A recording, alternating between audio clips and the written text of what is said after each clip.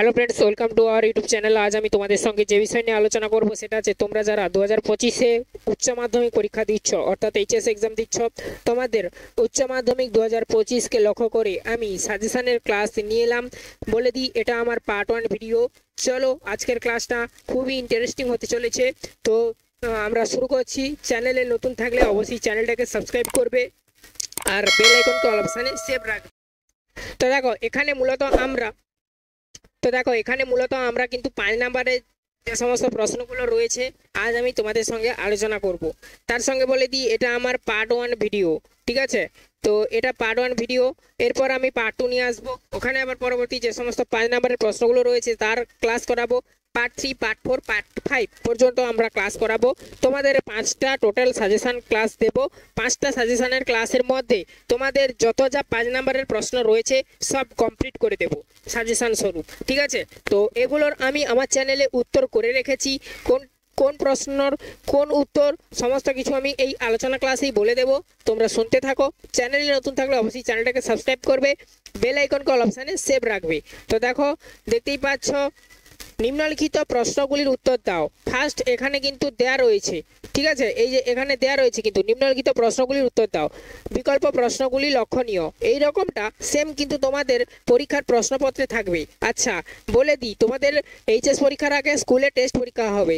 সেই টেস্ট পরীক্ষাতেও এই সাজেশনটা কাজে লাগবে, ঠিক আছে? তো অবশ্যই দেখতে থাকো সাজেশন ক্লাসগুলো পরপর করে। আর তোমাদের এই প্রশ্নগুলোর উত্তর আমি যে প্রশ্নগুলো এখানে আলোচনা করছি সমস্ত প্রশ্নগুলোর উত্তর আমি অলরেডি কমপ্লিট করে দিয়েছি। প্রশ্ন এবং তার উত্তর ক্লাস করেছি। তার যে প্লেলিস্ট, সেই প্লেলিস্টের লিঙ্কটা এই ভিডিও ডেসক্রিপশানে দেওয়া রয়েছে। প্রথমে তোমাদের এই সাজেশন ক্লাস টোটাল আমি 5টা করাবো।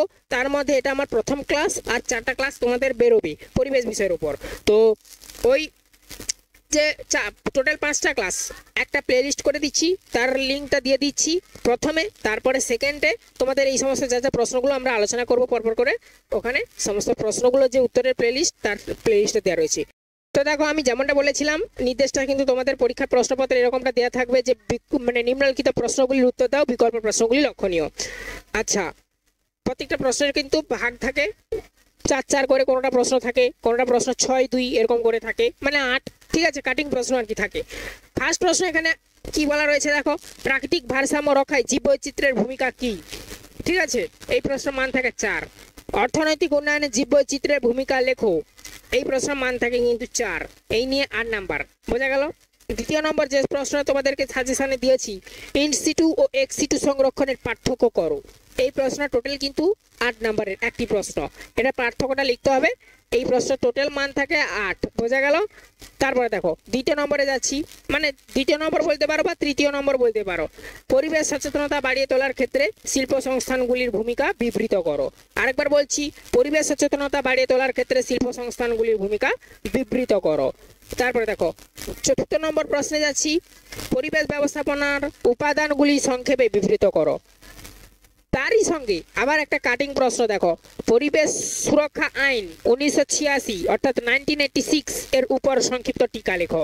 সমস্ত প্রশ্নগুলো আমি উত্তর সমেত আলোচনা করে রেখেছি, প্লেলিস্টের মধ্যে পেয়ে যাবে। প্লেলিস্ট লিঙ্ক এই ডেসক্রিপশনে দেওয়া রয়েছে, আবার বলছি।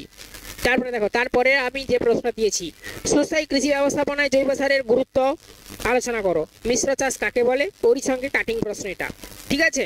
তারপরে দেখো, অথবা দিয়ে বলা রয়েছে, দেখো, আর এই যে মিশ্র চাষ কাকে বলে এটা কিন্তু একটা 2 নম্বরের প্রশ্ন, বোঝা গেল? আর এর আগে যে সুস্থায়ী কৃষি ব্যবস্থাপনায় জৈব সারের যে গুরুত্ব আলোচনা করো, এই প্রশ্ন মান থাকে 6। এই নিয়ে 8, ঠিক আছে? 8। পরবর্তী প্রশ্নে যাচ্ছি, সুসংহত কীটপতঙ্গ নিয়ন্ত্রক ব্যবস্থা বলতে কি বোঝো? ফসল উৎপাদনে মাইক্রোরাইজার ভূমিকা উল্লেখ করো, এই প্রশ্ন দিয়েছি। এই প্রশ্নের মান থাকে 6 + 2 = 8, সেম এটার মতন। তারপরে দেখো, সুস্থায়ী উন্নয়নের লক্ষ্যে প্রধান বাধাগুলি আলোচনা করো। বাস্তুতান্ত্রিক উন্নয়ন বলতে কি বুঝো, এই প্রশ্নটা আমি তোমাদেরকে দিয়েছি। এটাও 6 + 2, 8 নম্বরের প্রশ্ন। তারপরে নেক্সট আমি যে প্রশ্ন দিয়েছি তোমাদেরকে, সুস্থায়ী সমাজ গড়ে তোলার প্রয়োজনে প্রধান পদক্ষেপগুলি কি কি? আরেকবার বলছি, সুস্থায়ী সমাজ গড়ে তোলার প্রয়োজনে প্রধান পদক্ষেপগুলি কি কি মানে অবলম্বন করা হয়। এই প্রশ্ন টোটাল একটাই প্রশ্ন, এই প্রশ্ন মান থাকে কিন্তু 8।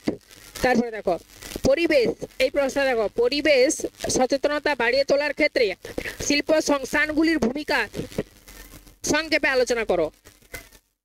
তো এই প্রশ্নের মান থাকেও 8।